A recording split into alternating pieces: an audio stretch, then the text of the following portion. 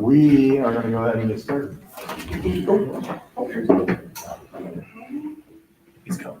Pledge allegiance to the flag of the United States of America and to the republic for which it stands, one nation, under God, indivisible, with liberty and justice for all.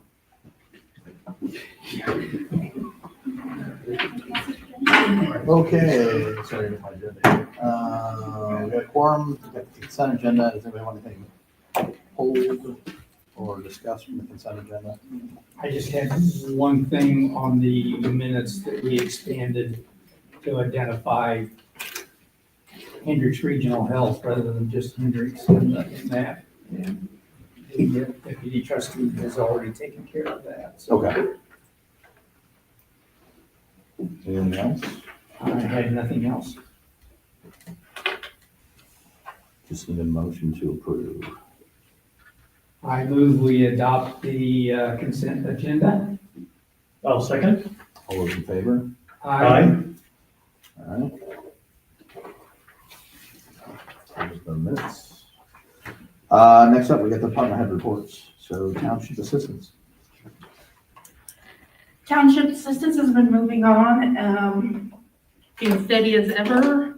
We got notification and an invitation to the AEF supply drive, so we'll be there passing out information about school clothing. That will start shortly after that event. Any questions about township assistance? Have you seen any trend, anything happening different? We've really been kind of steady, Okay. right around 18, 19 applicants a month.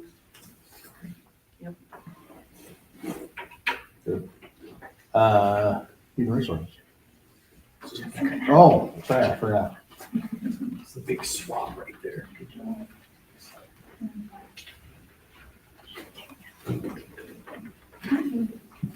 I changed the format a little bit this month, so if you guys don't like it, let me know.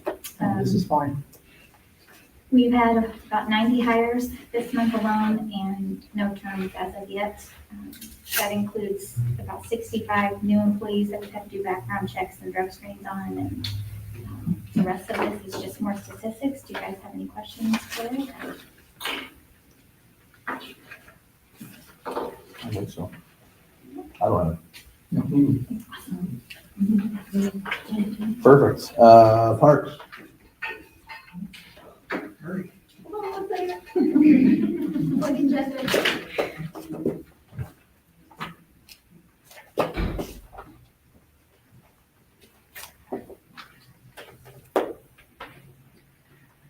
All right, I will make this quick. I do want to touch base on Murphy revenue. With the cold weather and the rain, you can really see that hitting our revenue in the two concessions and also admissions area. That's really where you see the biggest difference. Everything else is really just marginal.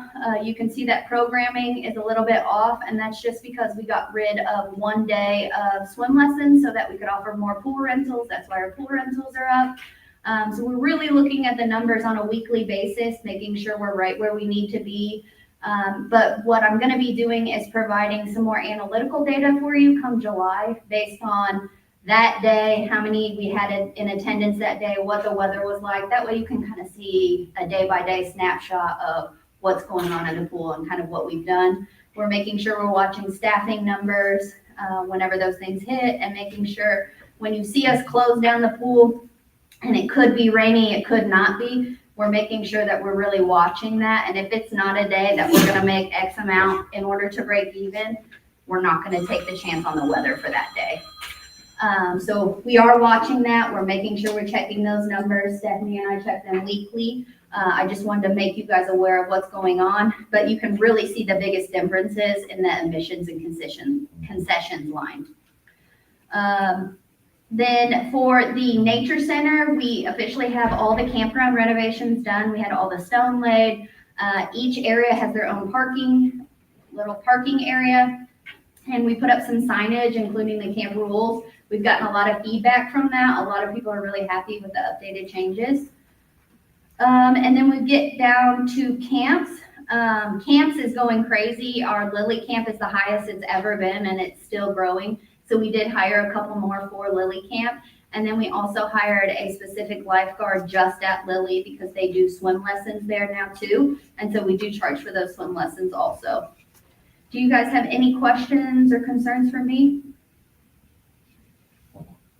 So, like you mentioned the weather and everything, do you like have a number from last season, how many good weather days you had? And like, so you kind of track that? Yes. What you need at the pool is you need 80 degrees and sticky hot, and that's where you're going to make the most money. So last year we had 3 days in a row that were almost in the 90s, and it was very humid. And in those 3 days alone, we made almost $50,000.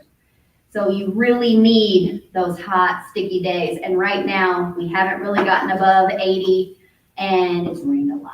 So we're hoping, we're trending in the right direction.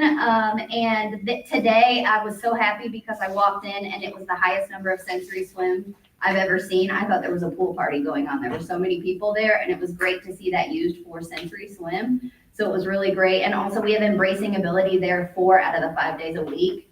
So that's just been really great to see because this is really the only amenity for them anywhere close. Okay. Any other questions? So looking for heat and humidity this weekend, fingers crossed, I think we might get there according to the forecast. There you go. Yeah, we'll see. Yeah. Thank you. I'm gonna get during the week. That way I don't have to worry about weekends. I go in my yard. Yeah. All right, fire. It's like rapid fire / stress. It is. All right, Speed dating. that's got me home bubble here.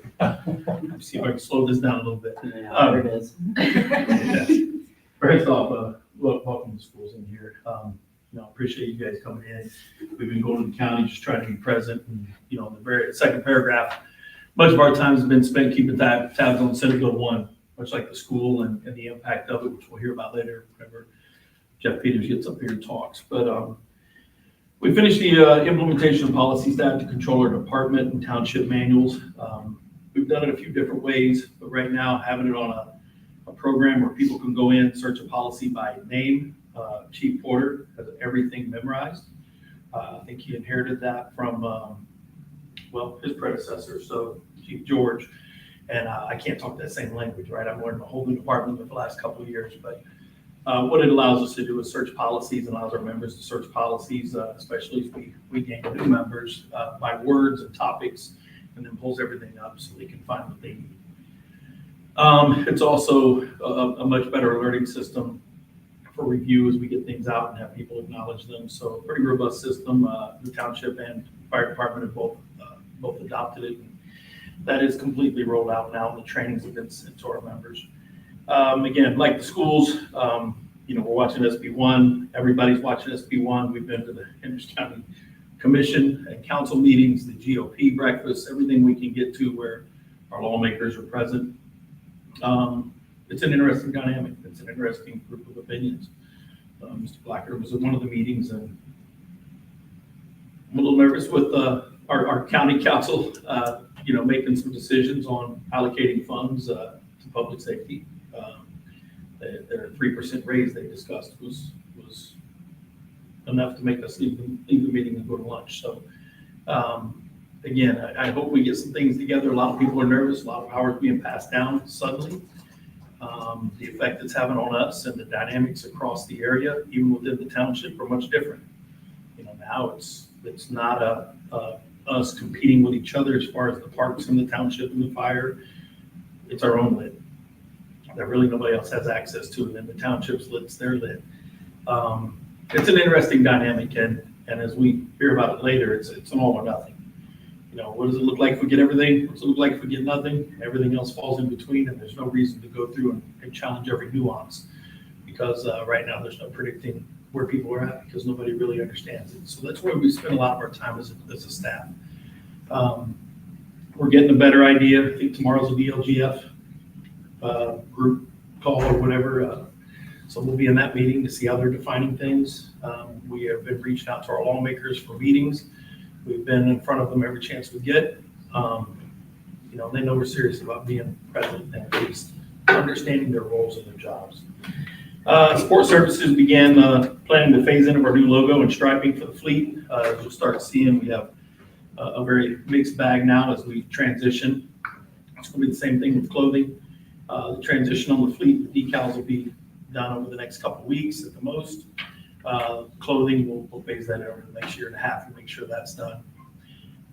Station 143 is near a final walkthrough. If you drive by Station 145, just north of 100 South on Avon Avenue, it's erected, so it's out of the ground, and we should have it under roof over the next couple of weeks. And then once it gets wrapped up, it's going to get real boring for a while because we're not going to see what's going on inside. But I can tell you that Garmong has all of our submittals, all the requests for information for the inside materials, all ordered and on schedule. And right now, barring any major setbacks, they think they're going to be upwards of 2 to 3 months ahead of schedule. We're going to stay steady as it goes. We're still going to staff it when we staff it. We're going to move things when we move them. Just because they're done early doesn't mean we're going to be ready early. Same thing with the rigs and anything else that come in. So again, a lot of exciting times. Station 143, that's been a challenge, but we're to the point where touch up and painting, and those are the details we're into now, right? They've been living in it for a couple months, and we are conducting business as usual there. Our training, I'm not going to go in too much. I'm going to let you do it, so I'll stay out of that. But I did want to announce that Scott is back. Just a quick question. Sorry, go ahead. So obviously it didn't land on time, but budgetary wise, did it land good? Oh, they didn't have a choice. GMP is GMP. Gross I maximum just want to price. make sure that there wasn't anything. Yeah, Chief Phipps has been quite the bulldog on that. I'm glad we did that instead of the owner's rep. Did you make it back? Okay, so he's here. Yeah, he's been good on that. I don't think we dug into any extra funds as of No, today. we had a couple things that popped up. The generator happened to go bad during that time. The back end portion of the generator's been able to replace the generator, and we upgraded a couple things. So really, we hit good on everything on budget. Yeah, we were able to actually install some new meters in the bays and still stay within our price. Okay. Yeah, there's a lot of some trade-offs and some things that did change throughout and evolve, but it wasn't for extra cost. And Okay. again, there was some heavy conversation, and there continues to be at times, but he stayed on top of that. I appreciate him for that. And then sometimes I showed up just to be present while he made the statements he needed to make to see if we need to have any other action. We did. So, Okay. So far so good. And their craftsmanship and the quality of what was done, we're pleased with the process. It is what it is. We're okay. We made it through. So yeah, like I said, Scott Hupp is back to work, fire training. Got some light duty restrictions, but again, back to work after what could have been a much worse incident. His wife's also healing up. In fact, he came back yesterday and he's on vacation the rest of the week because they both just went to Florida for a wedding. So he's definitely pacing himself coming back. So we're glad to have him. Also over here with Chief Weininger, we have Brittany Coffee. Brittany comes to us from the New Pal area. That's not on here. I'm just ad-libbing now. So we want to welcome Brittany to our organization as a paramedic. We also hired Doug Pearson to replace Tony Smith, who wanted to become the fire marshal of Whitestown. Doug comes to us as a 30-year vet in the police force and has now started with us officially and participated in our last county training we did that I'll get to in just a moment. So on the second page, going to EMS, we did just complete the paramedic PALS certification this month, 2-year cert.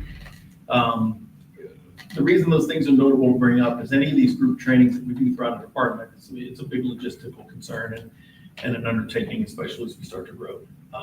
Where we're doing it, what rooms are available, and then the length of time it takes. Also, we did the neonate resuscitation.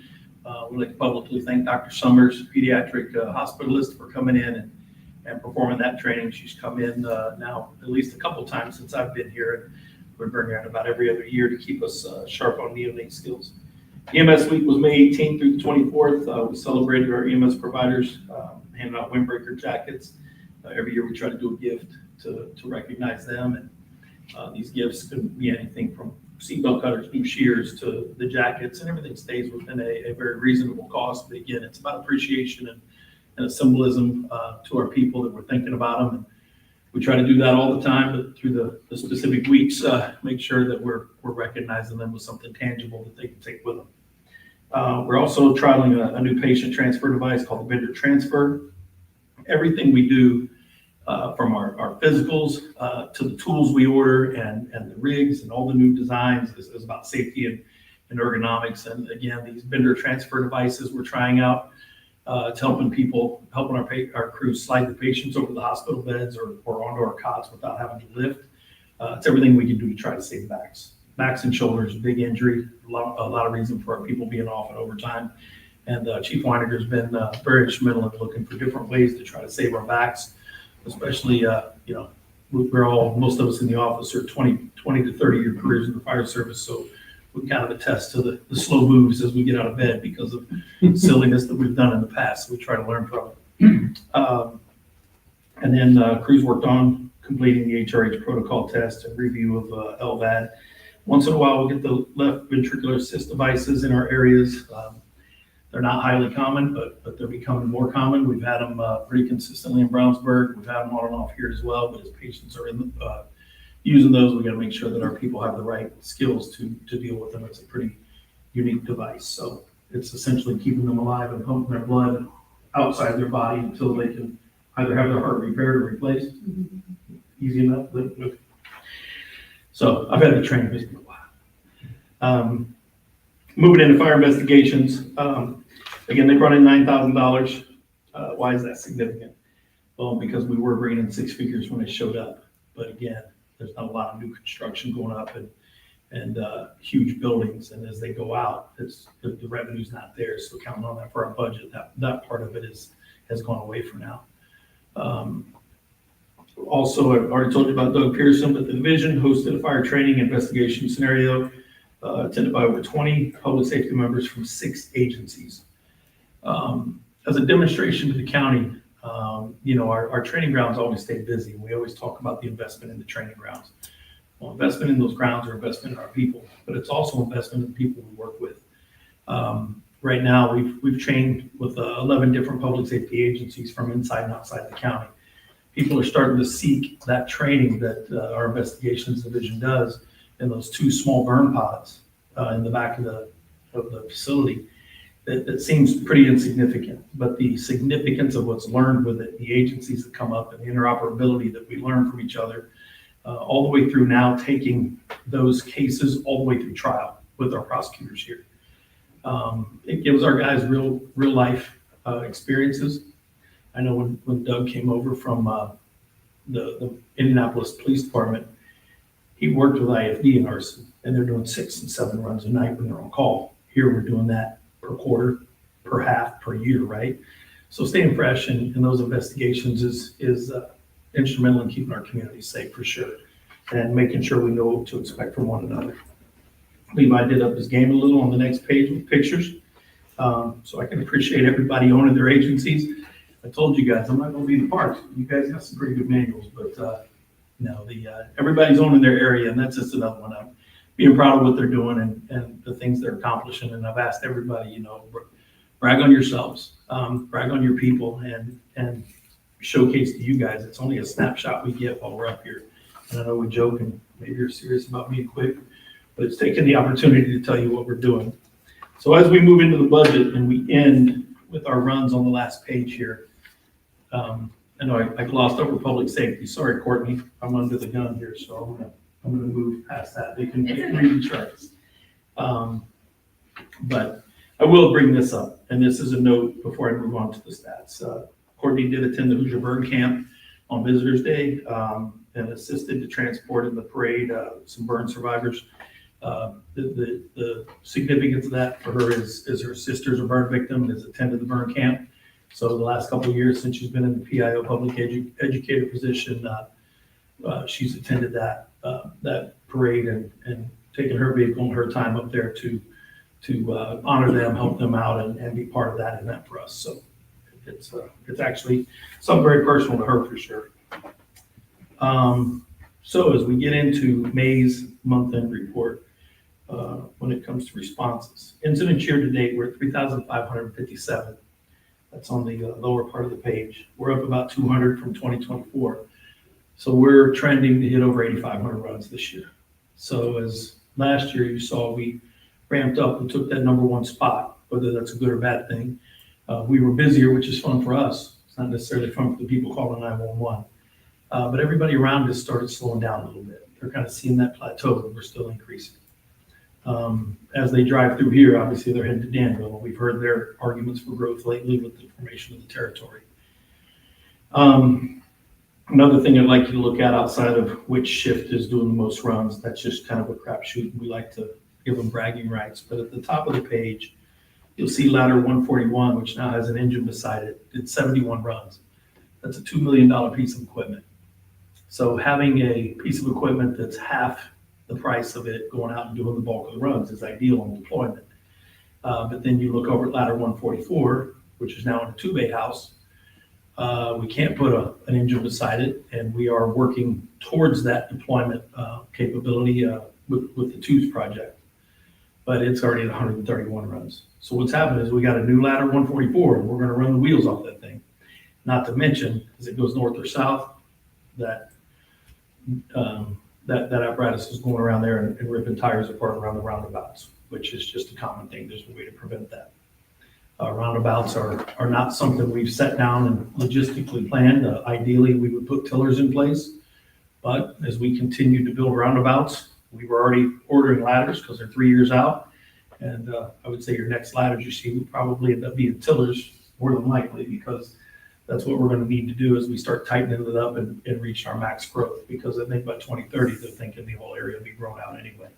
So that means roads will get tighter, roundabouts will become more plentiful, and we're going to have to learn to navigate them, and it's going to take new tools to do it. Cost-wise, you're about $500,000 difference. But we're talking about 8 to 10 years out for us, ordering another apparatus for that. So, but as you move forward, I want you to keep those runs in mind, and I want you to keep the ladder wear and tear in mind, because our growth model is to reach appropriate growth, build appropriate infrastructure, and figure out how we can do that in a new environment. And I'm not remiss to say that once we figure it out, or think we have it figured out and have a plan, that plan's going to change first quarter of next year when they're in session, and then we're going to spend a bunch of legal and financial money to figure out a new plan. Right. But hopefully they'll make it better. That's the promise that they make.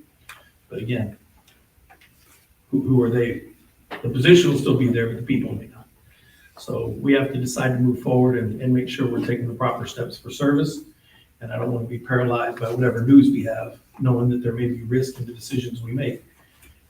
Much like the schools, to accomplish our build, if we have to determine to take things to referendum and go ahead and get that out of the way, maybe that's what we do. Because some of our build plans, if we did them all together, may reach that point anyway under new laws. So keep those things in mind, keep those ideas in mind, and hopefully we hear from Jeff and it doesn't scare the heck out of us today. So thank you. Do you guys have any questions? Yes, sir. Is there anything in the legislative session that dealt with mutual aid and the disparities and trying to? Yeah, no. Okay. So those are things that we are talking about. As we look at lit and the calculation of lit, those are some of the discussions we have with Jeff, and based on current interpretation without having the DLGF meeting yet, the state lawmakers state that lit's calculated based on population times 20 times your square miles. But those square miles, is it of our township or is it of the area less annexation? The way things are interpreted currently, if I'm wrong in saying it, is right now it's, or correct in saying it, it's less annexation. That's how I interpret it. That's how it's okay. So those are clarifications that are needed, but that's also the conservative part you'll hear from him.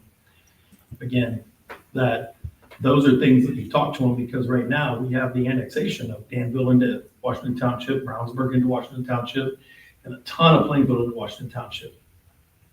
Well, if they're not going to provide fire service, if they're not going to build north into those areas, if they're not going to be within a proper deployment distance, because we're doing a lot of mutual aid out, and there's not very much coming back.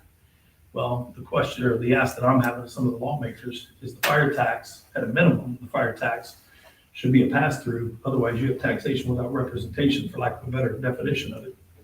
And if that's okay with people, well, that's great. But then we need to have constitutional talks. So there's some things they need to look at, because people are annexing up. They're not providing service. We are. And if we're going to provide, we're going to want the money. So there haven't been talks, but we've had talks. Yes.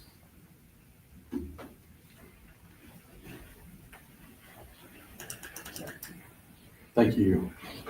Old business, transportation ban. You may have noticed there's not a van sitting in our front parking lot. We've had this particular item on our agenda for quite a while now. This might be the single most repetitive item under new or old business for us. But no, as we talked about previously, we were able to work out a deal with the Hendricks Regional Health Foundation where they were wanting to expand their transportation program at the same time that we were realizing that the transportation program, the trial that we started here in Washington Township, was not going to be financially stable for us. Conversations with the foundation, the program that they're doing, the expansion that they're wanting to do falls hand in hand with what our goals were when we were talking about the transportation program just here for Washington Township. So really pairing up and aligning with them made perfect sense. Again, as we've discussed, we did come up with a purchase price that we felt was fair for both parties. And I'm happy to say that the transportation ban that was formerly used strictly here in Washington Township is still going to be able to serve taxpayers and visitors here in Washington Township as well. It's just going to be managed by a different group that is not us. So that being said, we have completed that transaction now. They've got the keys, they've got the vehicle. We received the payment for it. And so at this point in time, the transportation program here for Washington Township is complete. And this should be the last time we see this on the agenda now. Any other questions for Ryan? Okay, thank you. I know that took a while. It did. Yeah. New business, we got the fiscal plan presentation. Joe, you want to drive the screen? Sure. They're both pulled up their lid and no lid. Okay, thank you. Everyone, you want to start? Great.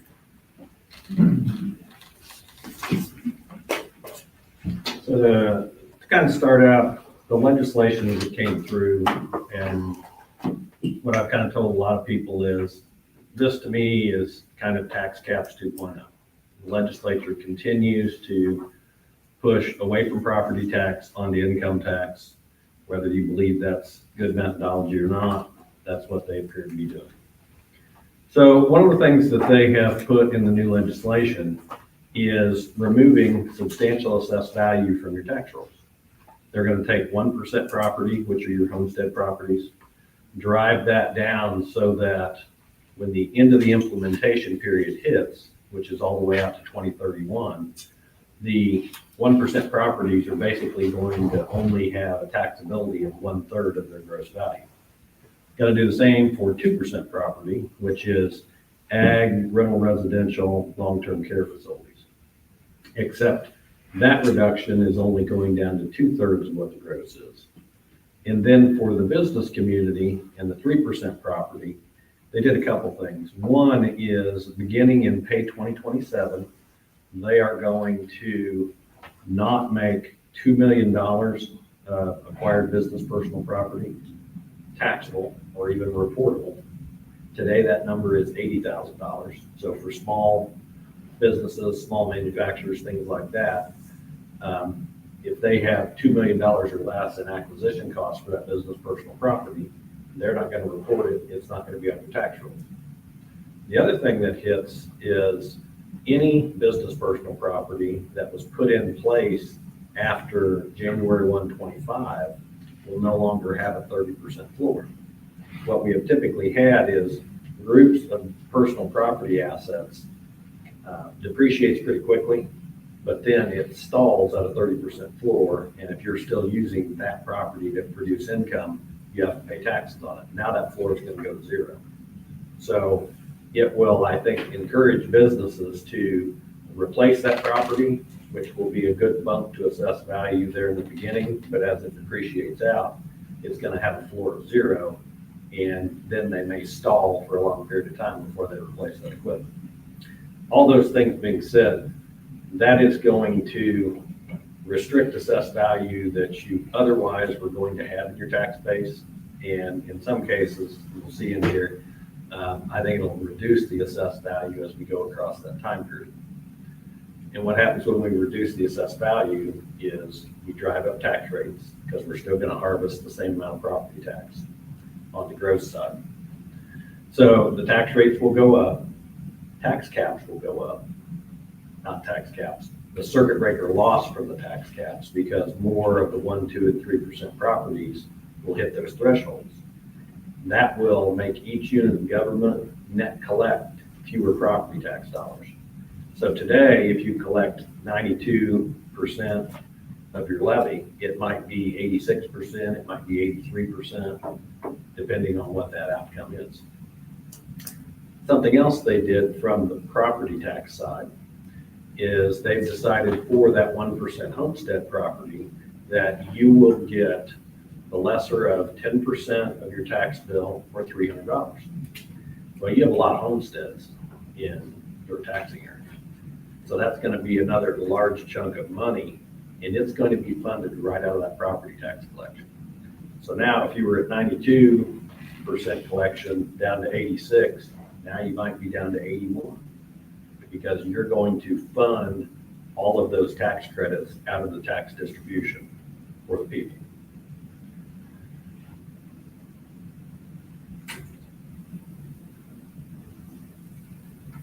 So the other biggest change of the legislation is beginning in 2027, you're going to have implementation of a brand new income tax regime.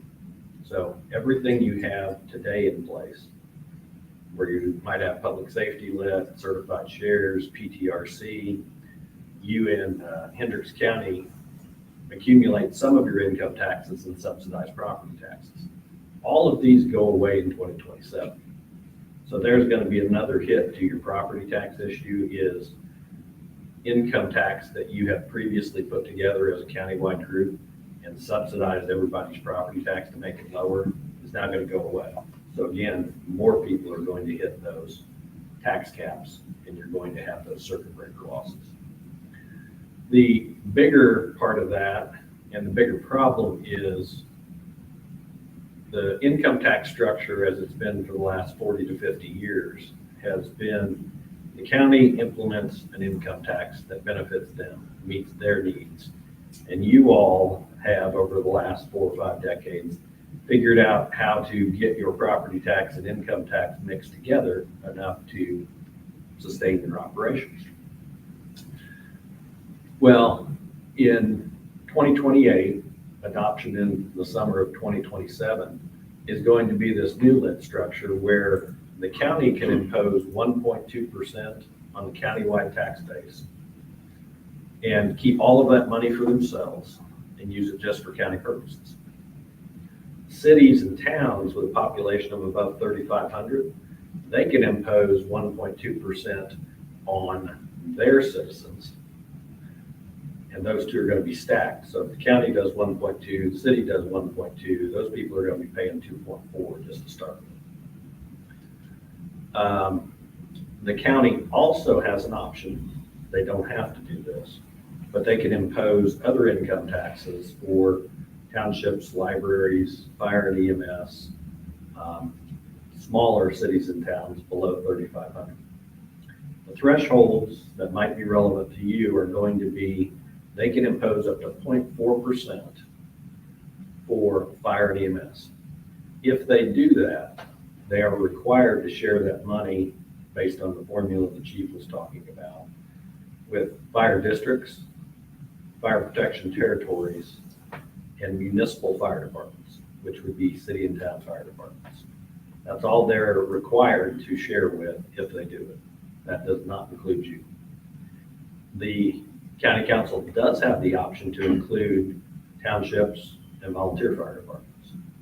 So the calculations that I put in here, I assumed that you would get your smallest distribution out of that, meaning that your geographic area and your population, and again, I excluded the annexation areas into that. And the reason I did that is it meets the methodology that the DLGF put in place a few years ago when we did your population appeal. They have a formula that they developed in their memoranda that required us to back out all of those.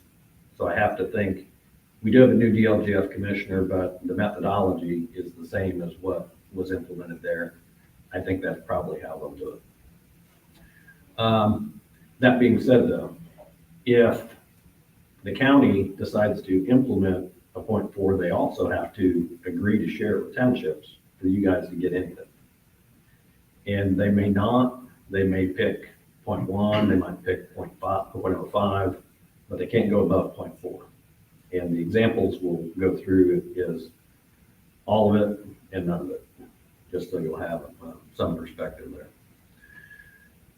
So that's for the fire side. And I've run that revenue into your fire and EMS fund, which the Board of Accounts may allow. They may have us establish a new fund. Don't know how that's exactly going to work administratively yet. But that money will be restricted to fire and EMS. So I put it in there with fire property taxes for fire and EMS, which again are restricted for those purposes. On the civil side, you have a civil maximum levy that you share between Township General Fund, Township Assistance, and Recreation. The County Council will have an option to impose an income tax for you, but that amount is only 0.05% for each class of smaller unit of government. So the library, you have a series of libraries in Hendricks County and townships. You don't distribute to the solid waste district. You don't have other districts really to do that. So the maximum amount they could do is the 0.05, which I put in here. Kind of summary of that is neither one of those are sufficient to continue the operations that you planned out today. If you got all the money that I think you potentially are entitled to, the civil side is going to be upside down more than $1 million a year, beginning in 28. And, you know, you have done a great job of managing your cash reserves and you have cash there, but it will not last very long. The fire side will be eating cash pretty heavily beginning in 28. It may, as you go forward, grow out, but that's going to depend on what fire operations and staffing needs are when we get out to like 2032. So what I've been telling my units of government that aren't counties is, and I've been telling my county units, you know, expect smaller units of government to you, and they're going to tell you, okay, this is what you can do for me, and I need you to do that or agree that you're going to do that to start with. And then I think you need to go toward the legislators and tell them, you know, 0.4, because they just pulled 0.4 out of the air. 0.4 does not work everywhere. It's a big number here. You know, if we're in, you know, a small county somewhere else, it's not a big number. So 0.4 is arbitrary. The 0.05 for townships is arbitrary. Those, I think you need to push back towards the legislature and say, you know, we need the ability for more than that. The other thing that would be great to do, and I don't know that the legislature will go this way because they intentionally left it at the feet of the county council. Because they want to be able to say, we lowered your property tax dollars and those people raised your income taxes. But if you change that language so that it's mandatory for the county to do that, that takes the political pressure off of them in order to impose those income taxes for your benefit to get you the revenue stream that you want. Again, I think it kind of runs contrary to what the legislature has done in the past. Again, if we go back to the implementation of tax caps, the legislative fix to that was to provide an income tax structure for units of government to backfill that revenue. And then they tweaked it all along the way and began to give them additional income tax avenues in order to make their ends meet for all the obligations that they had. Again, though, that being said, the county shared in the same income tax pool that everybody else did. That's no longer going to be the case. So, hopefully your requests don't fall on deaf ears and, they just tell you you're going to have to do what you want to do. The second example in here of no lit, which we'll just look at a couple pages, shows that if they decide to do nothing, sit on their hands, because they're going to have to actively do multiple steps in order to get you into this income tax money. If they don't get you any income tax money, you'll cease to exist in 2028. You probably got enough cash to make it through that first year, and then you have no realistic funds, and you have no control over that. Sir. From a county council's perspective, if they're making a decision about townships, does that, whatever they decide, going to affect all townships in a county, or can they be very specific about what they're doing? It is going to be all townships in the county, because they will define a lit rate for a certain class. All townships will be in that class, and then it is a pro rata per capita distribution. And then the fire side is population based for your service area, and 20 times your square miles of service area. Which is kind of interesting too, because that data set does not exist for square miles. So that's something that the DLGF is going to have to build. As a side note, for cities and towns, the income tax base inside the city and town does not exist as a database today. And one of the things they wrote into the legislation is that information is going to start to be captured with your 2025 tax returns, because they're going to have to build those data sets before they can even tax them. And, the county or the city and town may not know what that tax base is until the middle of 27, when they have to adopt these rates. So it's a lot of moving parts. One of the things both legislators from the House and the Senate in the final legislation, they talked about, we know this isn't perfect. We've got time to make some changes. So I think they will be amenable to things that you suggest, and making a good case that, we can't respond to the needs of our citizens without X, Y, and Z. I don't know if they're going to be, excuse me, agreeable from the property tax side, but from the income tax side, I think they will be. And again, then I think it's for you guys to try and help the county get to where they need to be in order to provide you those funds, or get the legislature to just basically run it through the county as a mandatory income tax they need to impose. I think that one's a little more difficult. I know that was kind of a long explanation. Any questions on that?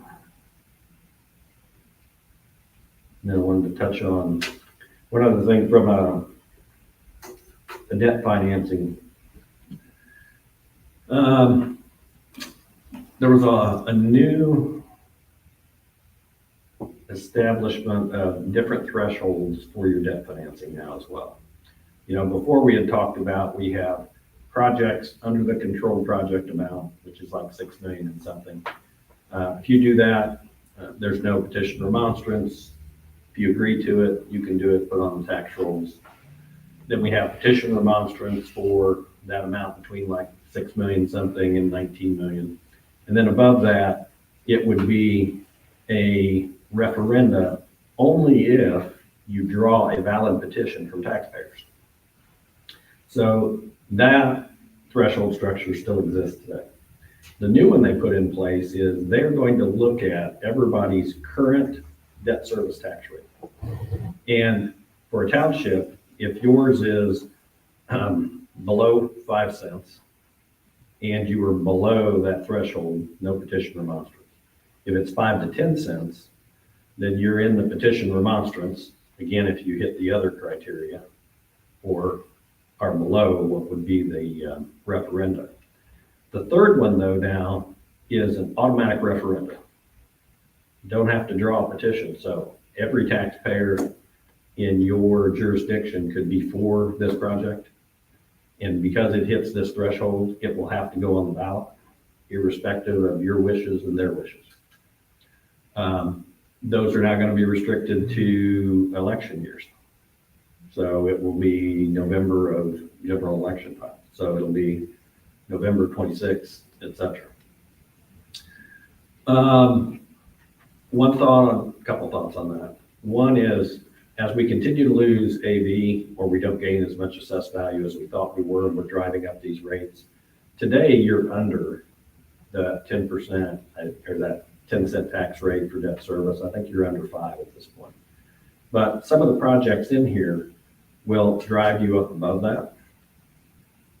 You're going to have a natural ascension in tax rate anyway for debt service because of the AV you're losing. So you may reach that threshold before you get to the point where you want to pull the trigger on a project. One of the things, and why I say that is, while today you have the assessed value and the current tax rate below that, you may want to think about undertaking all the major projects you want in that time period of when the rate is below 10 cents, so that you don't have an automatic referendum, unless for some reason you want to go through the referendum process and put those projects on there. But I would say if you have a firehouse you want to build, an aerial truck to put in a park, you may want to do all of those in the same year before that next tax rate pushes it up. If you do nothing in 25, I think the 26 tax rate is still going to be below that 0.1, but we don't know what the legislature will do in the 26 session that may change that. I was surprised that they did not make us estimate what we think the rate is, and then say, if you project that the rate's going to be above 10, then you're automatically eligible for referendum. That would not surprise me to see language like that in the next legislative session, because I think that's something they didn't think through when they said, your debt service rate today, if it's X. Because, that gives people who have a 0 rate or 5 cent rate the ability to do a 50-cent rate. And I don't think that was their intent. And I think they might try and close that loophole. That being said, the fiscal plan, I don't know how far you want me to go in depth on it, or if you just want me to hit a couple of the highlighted pages, being the township fund and fire fund. You guys go to the highlights? What's that? You guys go to the highlights, or you want to go through? Yeah, I guess the highlights, again, you broke it into 2 separate documents, but I guess it's sort of the comparative thing, I guess, is going to be helpful. Maybe if you can help where things diverge between these two. Okay, might be helpful. Yeah, and the only divergent thing between both is income tax. One has the maximum amount of income tax that I would project today for you based on the current legislation, and the other one has no income tax. And I'll show you the amounts, because I think it's north of $10 million or whatever. And it basically, in one, you can survive for a little while on the civil side, which is township assistance and recreation. But you're not going to make it in the long term because you're eating cash. And on the fire side, under that scenario where you've got income tax, you are consuming cash. You've got enough cash to get you through the projection period, which is 2032. And the reason I blew all these out to 2032 is the implementation of the reductions to assessed value run all the way through 2031. Legislative Services Agency for the legislation, they only ran the analysis through 28. Well, you've got a lot of pressure on the tax rates and the assessed value on 29, 30, and 31. So I wanted to get to the back side of it so we can see what does that look like. So in that one, you've got township is not going to make it. Fire is maybe going to make it, again, if it gets its maximum. And then the other plan, the separate document, is just no income tax. And it will show you that in 2028, if you got no income tax, you'll burn through all of your cash just to provide services, and you have no option after that. You're gonna be so far upside down, it'll never balance. Which, I think are the things that you want to share, obviously, with the county council and your legislators. You put me in a position here where if the county doesn't act, I'm no longer going to exist after 28. So you need some other methodology of either distributing me revenue or figuring out who's going to do and provide all the services that we provide today. And the other one is to show that even if you give me the maximum of what you've written in the legislation, it's still insufficient for me to do what we planned out to do in this growth community. And we need additional avenues in order for us to get to the level of the services that we have planned to provide going forward. Are the property tax projections the same in both documents? Yes, They are, okay. Yeah. So it's just that difference between, yes. Okay. Just the income tax only.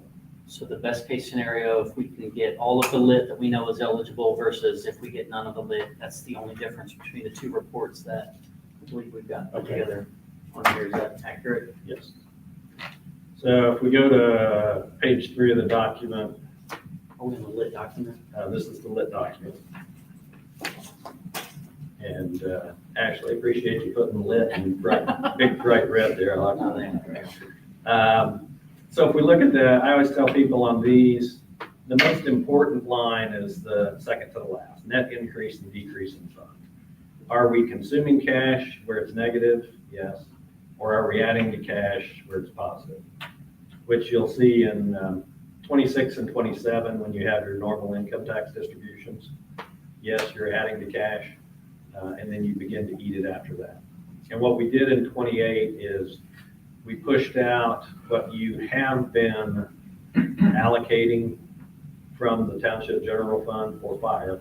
We put it back to fire because it needs to go there to show the expense. And also now if they're going to segregate an income source for fire and EMS, it's going to have to go to a different fund other than the general fund. So in these plans too, what we've done is I have funded township assistance and recreation so that all the deficit you see flows into this fund, which again is that second to the last line where you'll see you're consuming more than $1 million a year in cash. So going to be a very short timetable from there, even if you get the full amount of income tax, which would be about $1.5 million. One other quick component actually it's a little more than that because some of this is allocated to the recreation fund. On the new income tax structure, they're going to, in 2028, allocate you 95% of what they believe the revenue is for 28, 29, and 30 to build a new 15% balance. That being said, the old lit account should have excess monies in it. And you have been getting every May a supplemental distribution that flushes out that cash above 15% because the people at the state who do the projection to disperse your income taxes are conservative. So this flushes out that amount every year. The new legislation, I could not find it. I don't know if legal found it or not, but I don't see the mechanism for them to flush out that remaining cash after 2027. I don't think they intend to keep it, but they also didn't say how they're going to flush it back to you. So I think there's money that you will get after that point in time. It'll just be a one-time cash distribution to make you right with how much was paid in and what was distributed. That's not in here, but it could be a sizable cash contribution, but again, it'll be a one-time thing. It will not cure your annual deficit. Then if we skip ahead to the fire fund, which is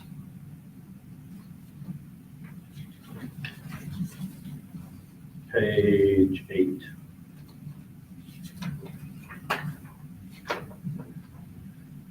You'll see again in those out years, in 29, 30 and forward, you are consuming a lot of cash. It does get better after we get past 30, because at that point in time, now the state is distributing 100% of what they believe is going to be collected on that 0.4%, rather than 95%. It makes it better, and it's getting smaller, but again, our assumption for personal service growth, I believe, is 3%. For personal services, supplies, and other. Health insurance, I believe we have in at 8%. But if you need to add additional staffing beyond this, or your costs of operation are above and beyond this, then you're going to eat cash faster, and potentially it may never catch up.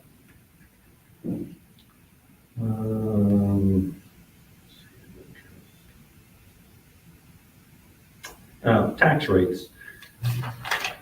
Page 15, you'll see that, you've always been around, or recently have been around that 40-cent mark, 45-cent mark.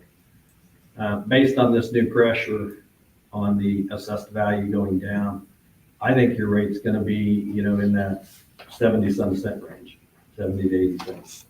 And I think everybody's going to see that. You are in a growth community, so your impact is not as bad as what we're seeing in doing the same analysis in smaller, more stagnant counties and communities. Laid out the assessed value change. And what we looked at was, again, just laying these property tax reductions in.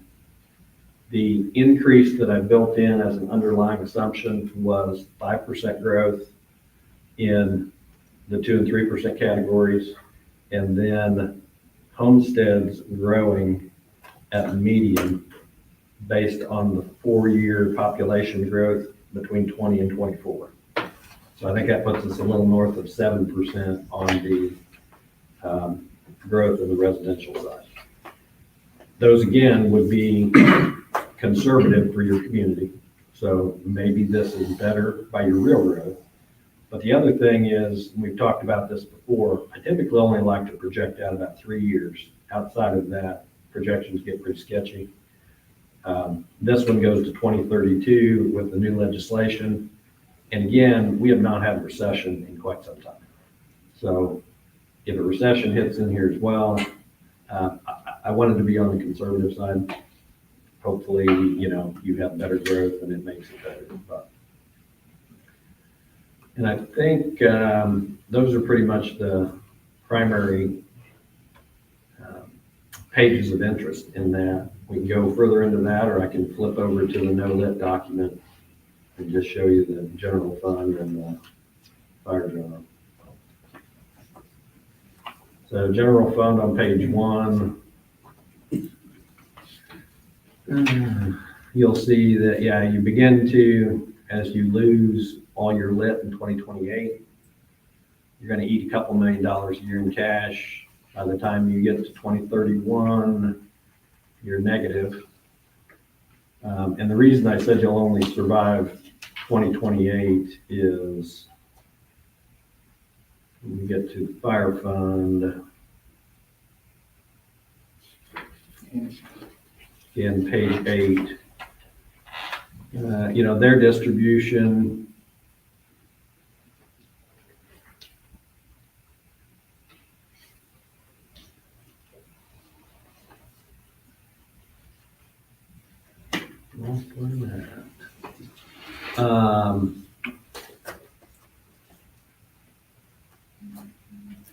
So they're lit as it goes away. I don't have what it was before on this.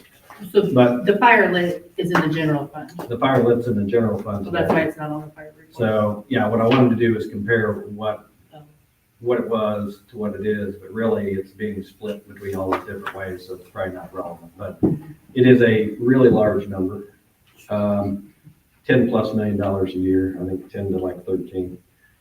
So you can see in 2028, it is going to be negative a couple million.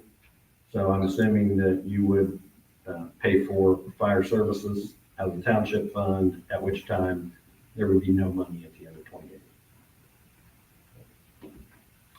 With that, I'd be happy to answer any questions, or I know that's a lot to take in.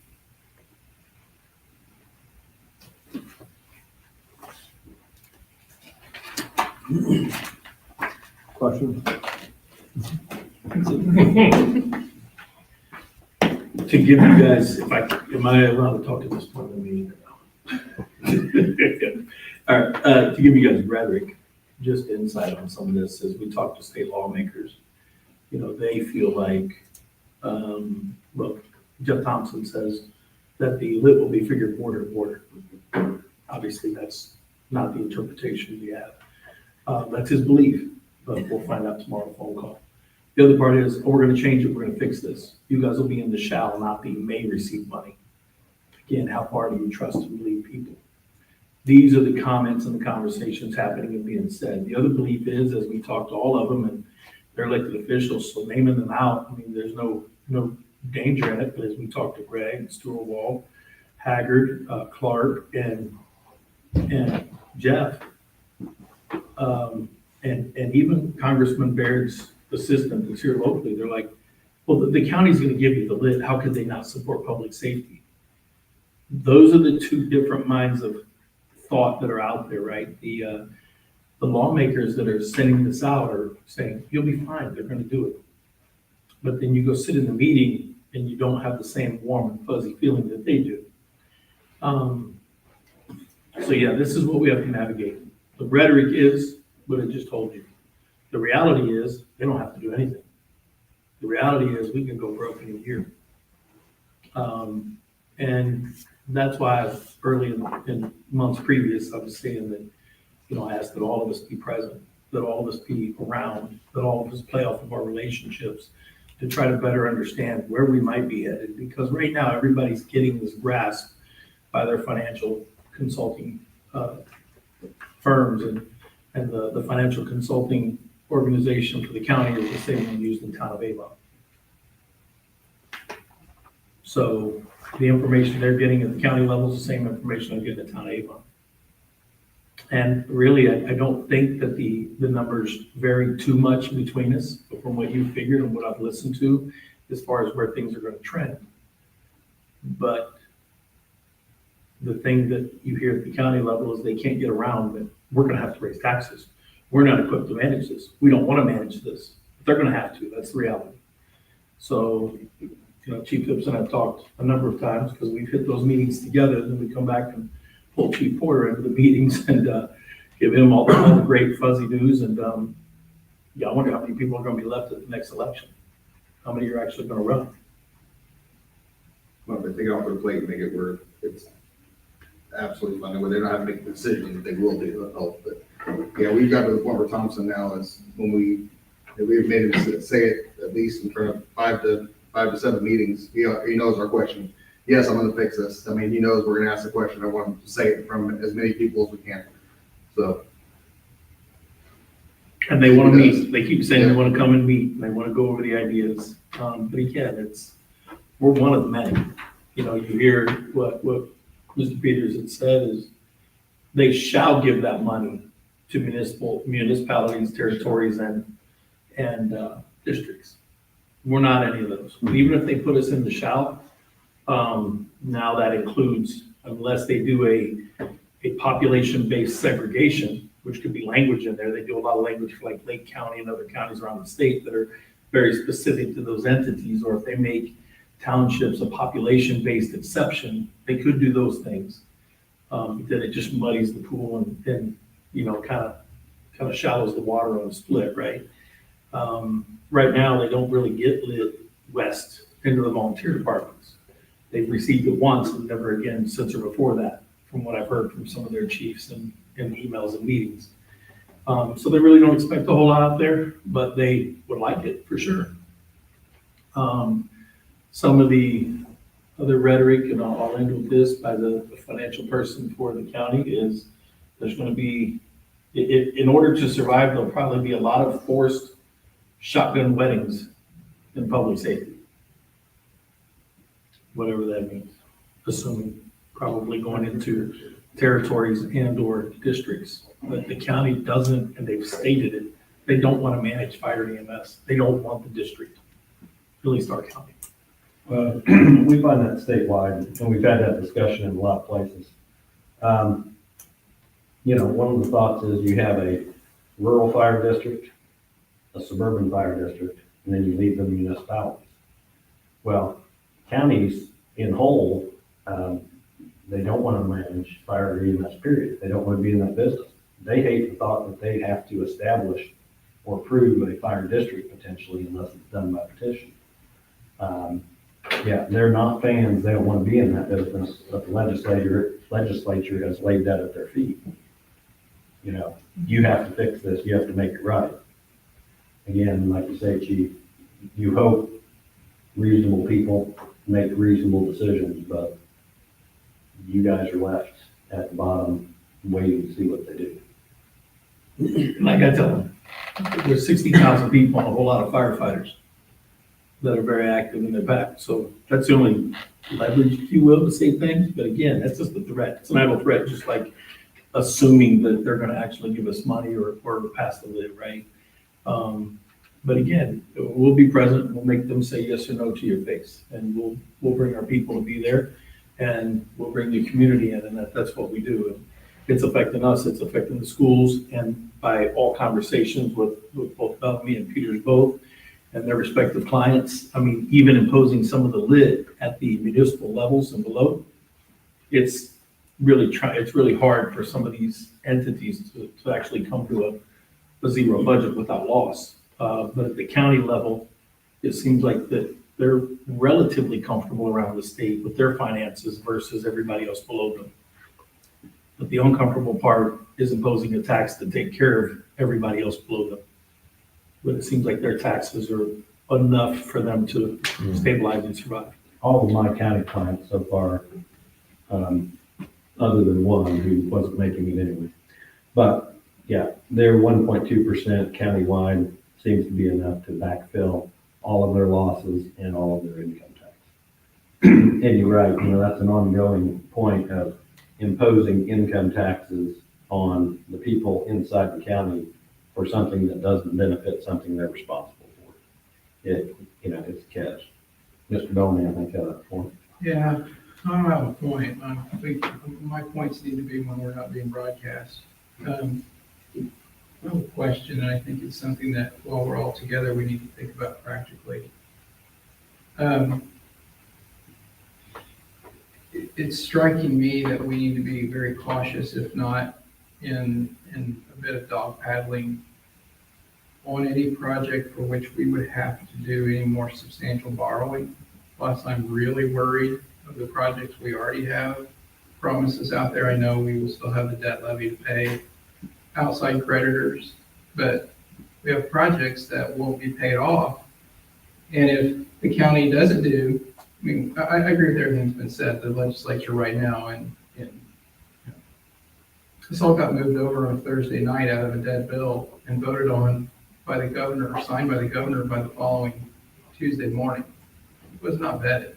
It did not go through the gauntlet of summer study or other hearings. Parts of it did, but parts of it didn't. And so I have my own cynical worries, the same as Chief. What is your impression of what this means for our obligations to Chicago and New York bankers, or the possibility of the promises, particularly folks like you and I have to make, or Mr. Bosman, whenever he is out here, if we were to do another project, whether it's under any of the new categories? I have a real concern that until we know that the county is going to shoot back some income tax, I mean, yes, we can apply a debt levy and we can continue to keep the debt levy we have. He's got to be here to send the checks. So after 28, I mean, if they don't do those things, we go into the big D, default. Really concerned about that, and I'm really concerned because it puts us in a holding pattern on the things that these guys know they need to do in a couple of places where our heat maps say we've got some soft spots. Then I sit and think about the little lawyer letters I write to say, yes, I'm sure everything is kosher, everything is holy and beautiful, and give us these multiple millions of dollars. Um, I don't know. Yeah, a couple points I would make to that. Those levies are specific to the debt service. They're bulletproof somewhat in that if you refused to levy that, if you refused to advertise it, and you refused to impose those debt service levies for your outstanding bonds, the DLGF can implement a tax levy on your people to make that debt service. That being said, the debt levy is a protected levy. So if you continue to drive up the rate in the circuit breakers, except for the over 65, will not apply to the debt service fund, and it will cause you to net collect even fewer property tax dollars for operations. As to the thing, if we really went into default, yeah, I don't know who writes that check. I know that the DLGF has the authority to impose the levy on the people to make the payment. The current, But, yeah. the current creditor, the Bank of New York Mellon is gonna get their pound of flesh one way or another. But what really bothers me is if these things aren't, you know. I've heard the same thing, the legislature, oh, they'll do the right thing, and there's now more action than ever at the county council, and it's just white hat, black hat, you know, passing the buck and getting someone else to make the difficult taxing decisions. With you putting in dollars and cents, what I think we've all suspected, best case scenario still ain't enough. Right. Best case scenario is a reduction of service of some form. So I would say in terms of a jumping off point, that's one of the things that needs to be put in the analysis given to these guys who I know did not think about this when they voted on it. And that is, we have obligations to others, you know, outside the state to continue to pay. Great. DLGF will cause us to pay off our debts. There may not be any firefighters in the station, but we'll pay the bankers. What's your, on part two of the question,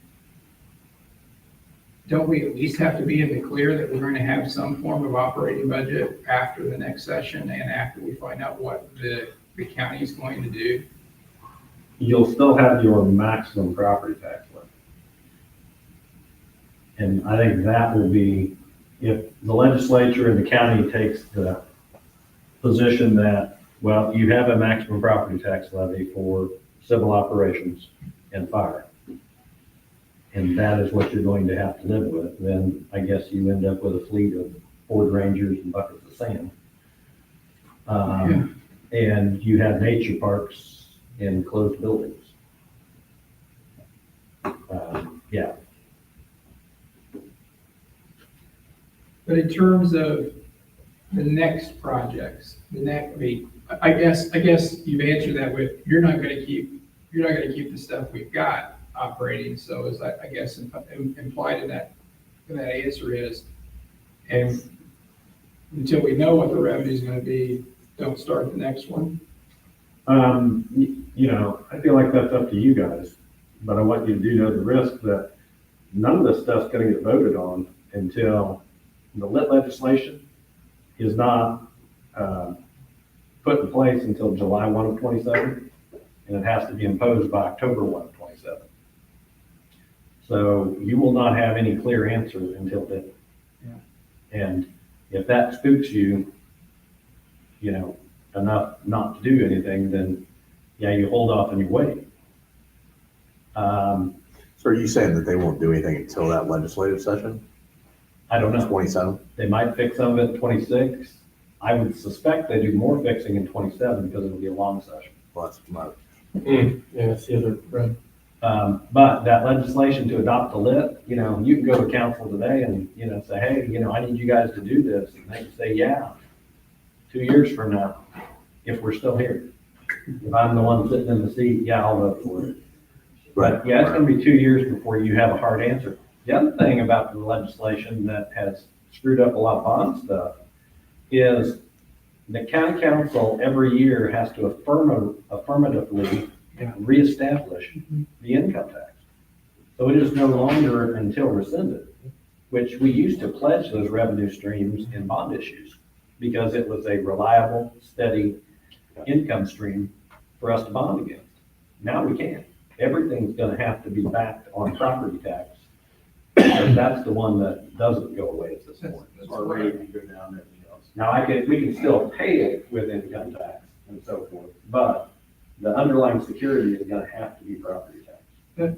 I've been told that that is a problem they're going to address, but, I mean, The only way to address it is they've got to make it until rescinded. do it like they have now until rescinded, but you're right. If it's an annual, you have a change in election, you can have any number of things. It's a year-to-year reapplication. So you have to count on their diligence and their desire, that you don't get, property tax revolt or income tax revolt.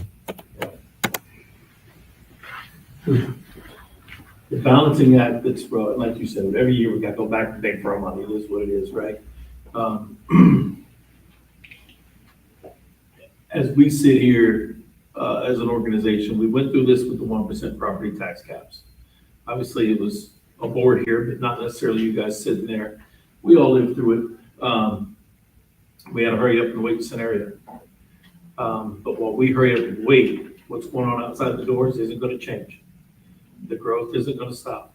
And we just sat in the county council meeting this morning and listened to the communication center for 911 dispatch, asked for a $2 per hour raise for every employee so they could advertise it, just so they could draw people in because they're running short staffed and they're breaking the backs on the people taking the calls. They can't take their PTO time, they're paying double time to get people to work. They're 12 or however many people short. They're giving them approval to hire 14 people just to get 10 because when they approve to hire 10, they're only getting 4 or 5 of them to actually get past the process.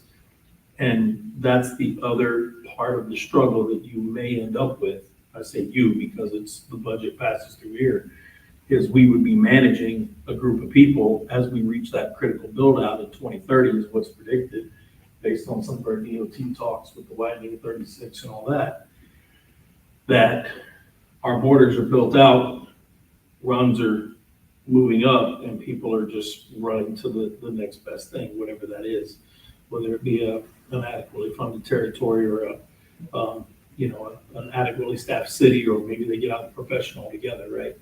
And whenever you get in that hurry up and wait, and I'm not pushing to just say, let's go into debt, but we have to balance service with risk and that risk tolerance. For you guys, whether you run for election or not, or sit in that seat or it's the next person, we want to be smart with taxes and the diligence we do or don't provide to the community. For us, we're going to be here for now until somebody else comes in and potentially replaces us, or comes in and we're riding this wave for a while, but we have to manage what's left. And we have to manage the citizens and the complaints and the responses or the lack thereof. That's where we're pushing our growth plan, and we put it in front of you with the long piece of paper that Chief Porter made this afternoon, just to give you guys the tangible to go along with the verbal. And that's where the plan is right now, is get in front of legislators. Our plan as a group is, once we have this, which we have now, we can show critical zero, we can show with or without, we can show best case, worst case, we can show the decisions they're gonna have to make. We'll put together the presentation. We'll put together the financial snapshot. We'll put together the legal ramification potentials. But, and then we'll give them the information. We'll give them the visual and the presentation, and then we'll give them something to take with them, so they don't forget what they heard and saw. And it's not about painting a scary picture, it's painting the most hyper-realistic picture we can paint with the information given. You do it all, here it is. You do nothing, here's the harsh reality. And, I've read some of Dr. Wyndham's stuff. I think he's doing that with the school already, as far as the story he's given there. Is the harsh reality is this: we lost this money, they're losing lit and all that too. So if we don't get a referendum, here's the bad story. If we do get it, here's the better picture. And all we can live on is the best case and worst case scenario. But if we freeze, there's also risk with that.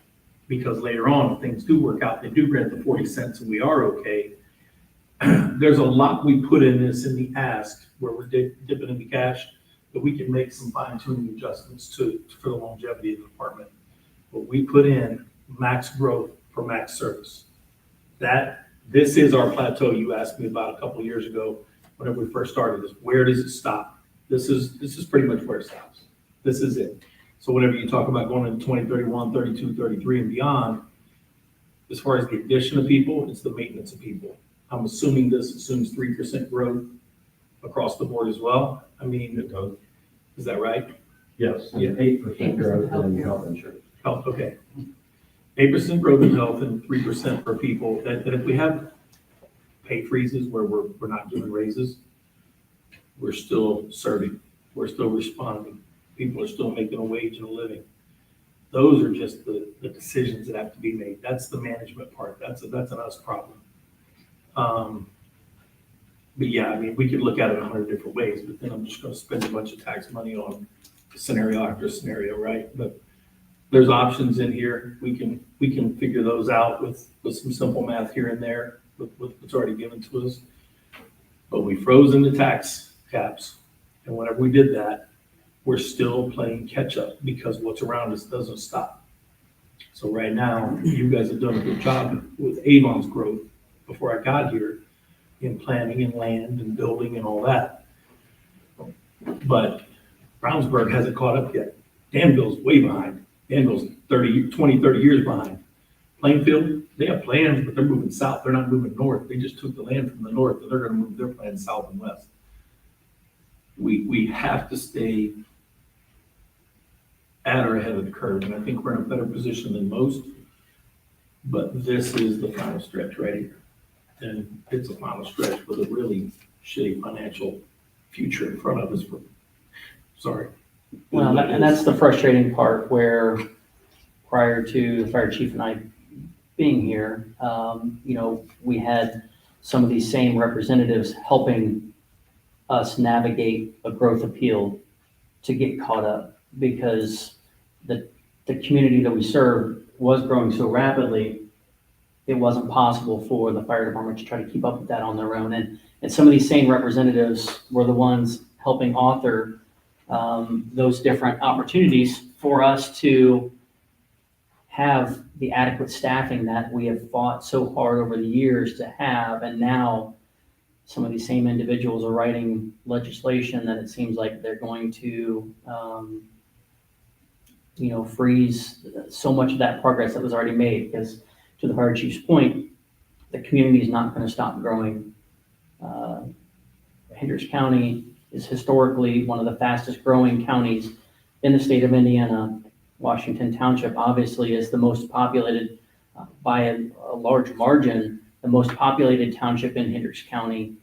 We've got a lot of people that we serve, and now all of a sudden, we're being left out of some of the opportunities that maybe some of these other entities are getting, and it's really no fault of us here, or even no fault of the folks at the county. That is why, though, over the last month or so, since all of this has kind of gone into place, the conversations we've had in this building and with some of you all as well is we need to start making sure that we are in front of the legislators, at these legislative breakfasts, at these different meetings. We may need to make sure that we are starting to go to some of these county meetings. I don't want to wait until November of 27 to walk into the county building with my hand out and say, hey, I need help. That's not, we have to start figuring out our place now, and we have to base it off of what we know to be true today, which is not the news that any of us really want to hear, but it's the reality of today. Hopefully it changes between now and then, but we have to start making decisions. Elsewhere here on the agenda, here in a couple more lines, we talk about we're getting into budget season. And, so again, the planning has to continue. The operations still have to continue, both parks and fire and here within the township. But certainly we're going to continue to put ourselves in front of the people that are going to make decisions down the road that are going to affect us. And hopefully with the information that we're able to provide them, we're going to be able to demonstrate that, hey, that we were running pretty darn good program. Now all of a sudden it's messed up. We need you to help bail us out. And hopefully they're mindful of that. Hopefully they listen to us and we can get it corrected. But until then, we're going to keep getting ourselves in front of folks. They're going to get tired of hearing the same questions over and over, but that's just how it goes. And yeah, hopefully we get better news at our next session. But until then, that's our game plan. So. Whenever you look at people outside of us that are a voice, the PFFUI and the Fire Chiefs Association lobbyists, they're absent and just posing for political pictures at this point. They're not doing a whole lot for anybody. They don't know what to do and they're not asking questions because they're just doing a hurry up and wait game. And then they come out and go, it's not so bad, just assume that you're getting everything. The everything story is not too horrible for us, fire side. It's not great. For your side. For my side, yeah, for the fire side. But it's not great, but that's where they're living, right? They're living in this fantasy world, and that's what I've told them. I mean, the Fire Chiefs Association, they've been absent, you know, and the PFFUI, they've done nothing. They go out and post for pictures and post them on Facebook with politicians, but they're not. They just posted one recently with the Speaker of the House, and his words were, public safety agencies need to learn to do more with less. And we watched that while they adopted SB1 in the third and final reading. So that's his view. So I'm glad they took a picture with him. So that's where some of our money's going, and it's disheartening, but we'll be present. We'll be down there, and we'll do our own lobbying. Now, whether they listen or not, I don't know, but I'm quite certain they'll hear it. Yeah, because you gotta figure that the people that are saying, we're gonna fix it, well, because they're the ones that broke it, you know, and it's like, and you ask the question, how did we get to that point? They don't know. They can't even do their own math calculations. Yeah. It's true. And, you know, trying to solve a problem and they create, you know, 6 more.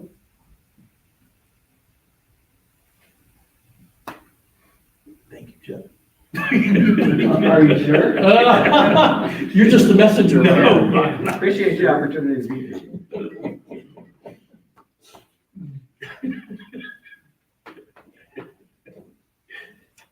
Do you guys have any other questions for Jeff?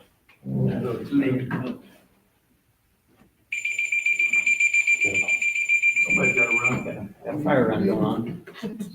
Okay. Bye, JP. See you later, bud. Yeah, thank you, Jeff. I figure that's kind of picture of pain, so. Okay, we got, the township audit. Yep, so moving on with the agenda, State Board of Accounts has been here in our building, camped out for the last couple of weeks.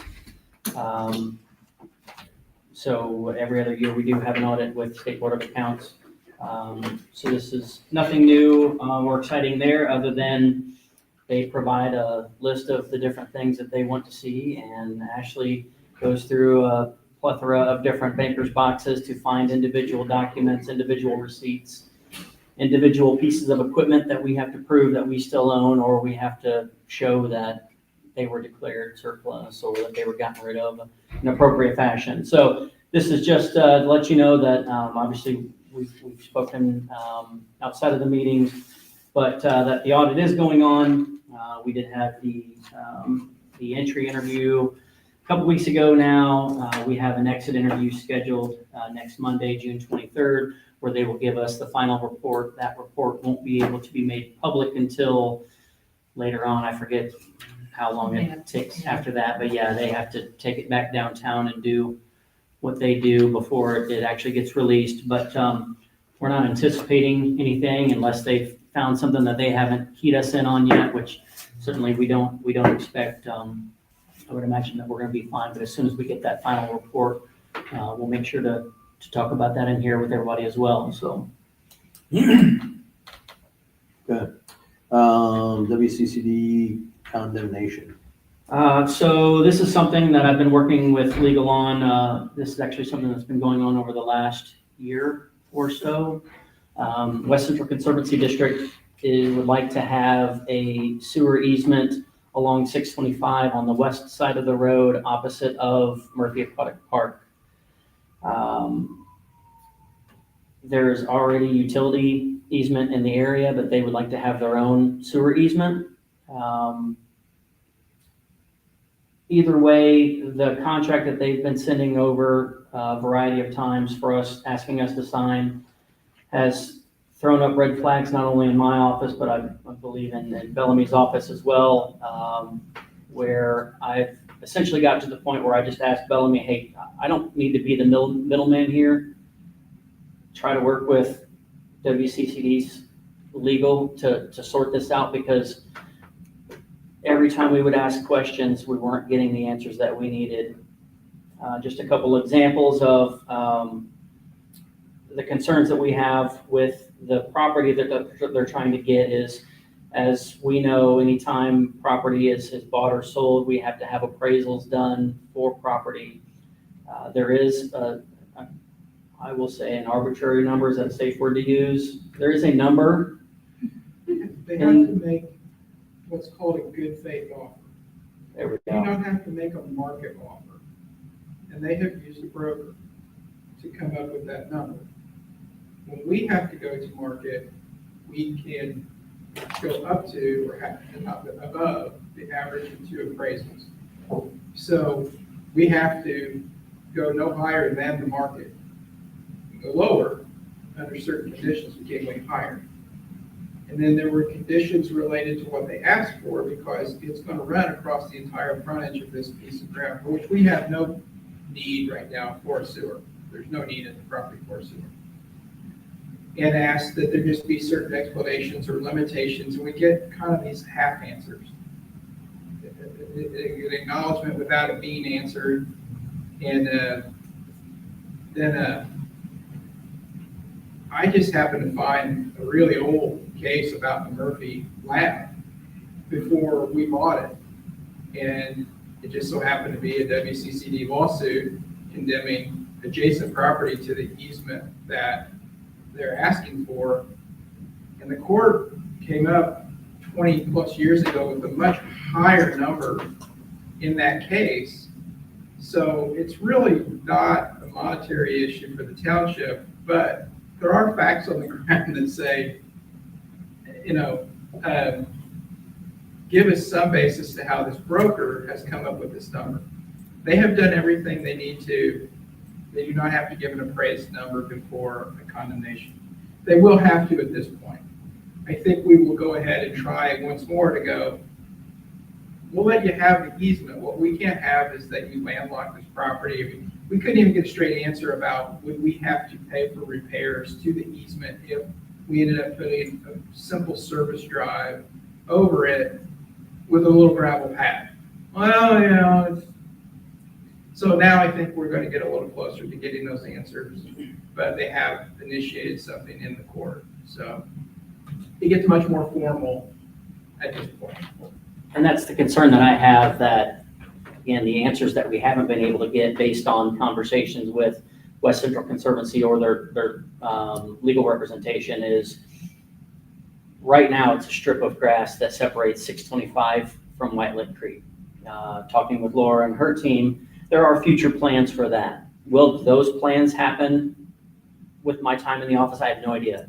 Whether it's 3 years, 5 years, 25 years from now, if we decide we want to put a drive onto that piece of property so that we can access our land, right now, the way I'm reading the contract that we're signing, it says that we can't put anything on top of that easement. So as Jeff was saying, essentially we're landlocked from our own piece of property that we will never be able to develop from this point into the future.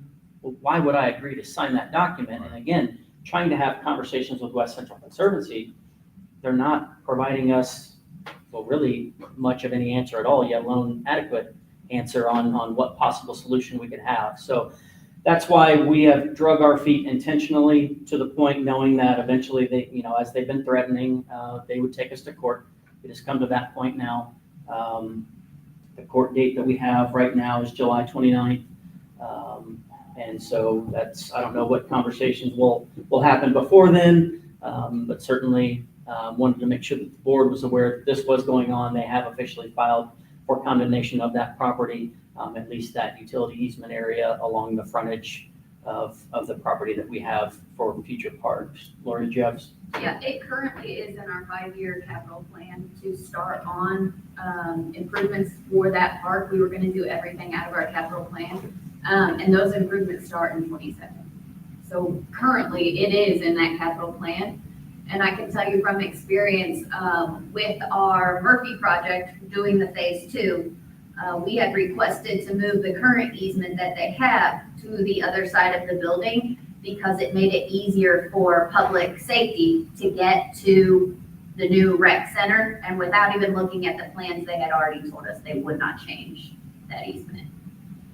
So these are the things that I want you to think about, because should we give permission to do that, there is no coming back and changing those things. And the condemnation, they're condemning it to purchase the land, not just to get an easement now, right? Well, they'll be purchasing an easement. A strip of land. They'll be purchasing the easement rights. And easement rights can be determined, a value can be determined on those. My concern is, in going through this, how absolute is that easement? How exclusive is that easement? And we need to be able to continue to have access. We have a plan that predates what they're doing, so we need to be able to find out, are we going to be able to fulfill that plan, or will this diminish that plan? That doesn't really add to the damages, because that's a spin-off damage. The easement's worth what the easement's worth. Problem is that we've got real estate broker telling us what this easement is worth. And I, on the other hand, have cases from 20 years ago, we all know what prices have done 20 years ago, showing, different numbers. Just tell me why I'm wrong. Tell me why it's different. Give me a little bit of background or explanation. I think this and past administrations and this board, past boards have been very cooperative with other public entities, but when we're told, we're not given the same solicitation that we try to give to others, and we're not given the same transparency that we try to give to others. I really don't think it's a dollar issue so much, so long as it's fair and it's in range of the market. But our purposes are, you want to have an adequate park system, and you don't want to cut your nose off to spite your face, so to speak. So my hope is that now that we have to be in this scenario, we can have greater discussion. Okay. Yeah, until we get that dollar amount resolution and then access future in that, I think that this, I don't know. We couldn't get straight answers about there being structures, what kind of penetrations would come out of the ground, things like that. The thing that stuck me that we couldn't get an accurate answer is, if at a later time we put in an access point in a pad or whatever, I'm letting you know we're going to do that. I'm not cutting you a check if there so happens to be an issue. And it's like, well, this very indefinite answer. It's like, okay, so that's where we're at. Okay. Looks like up next we have conflict of interest. And these last two items are easy. We've hit you with everything difficult for the meeting now. Mhm. So, no, conflict of interest form, firefighter Draftman he does a little bit of drywall work on the side. The burn chambers that the fire chief referenced earlier, the different trainings that we've had all of these different entities come out to. We need to drywall the inside of those chambers like it is and inside of any other structure that would be in. So firefighter Draftman has a very reasonable rate to be able to come in and hang that drywall for us. So just in order to keep everything fully disclosed, we did have him fill out the conflict of interest to make sure that that was appropriately documented. And then we're bringing that to the board as we have other conflict of interest in the past, just to seek your approval for that work. Not at all. Okay, so we just need a motion to approve it then. Yes, sir. I'll make a motion that we approve the conflict of interest statement. I second. All those in favor? Aye.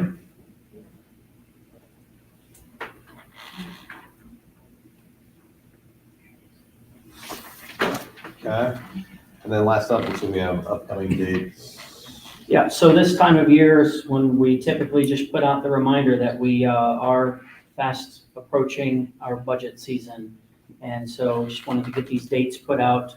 They were on the schedule that we had earlier, but again, just putting them out in front of everybody. September 9th will be the budget workshop. September 25th is the public hearing and a regular township board meeting. October 21st is going to be the adoption of the budget as well as a regular township board meeting again for that one.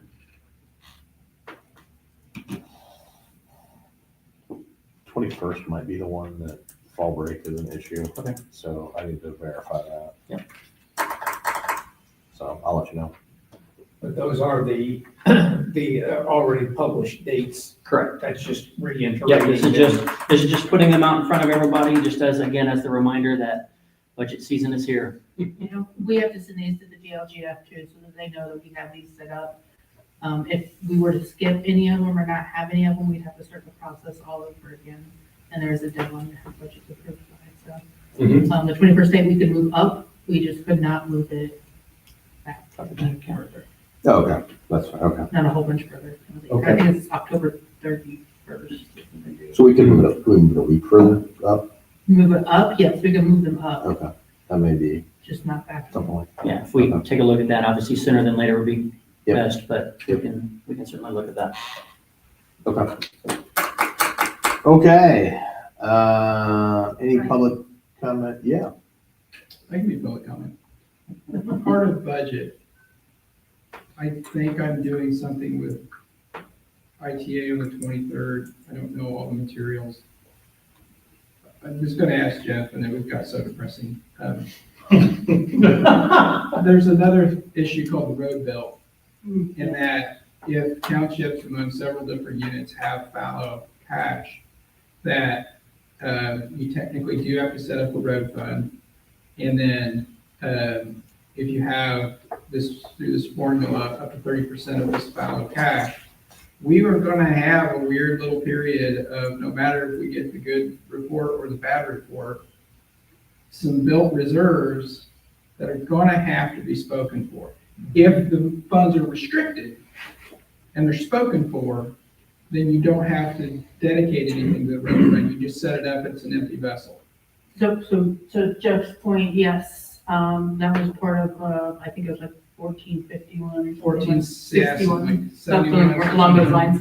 And we spoke to Peters about this as well, as long as we have those funds earmarked in the unrestricted funds, and we have to start doing a capital improvement plan and submitting that to the DLGF every, I believe it's July, not this July, but after that.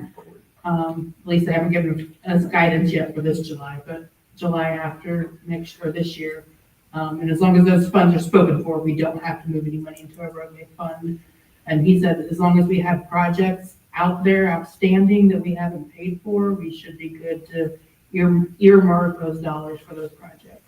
So as we build twos, or as we build the training grounds, or do anything in the parks, we would earmark those dollars to go towards those before we bonded them.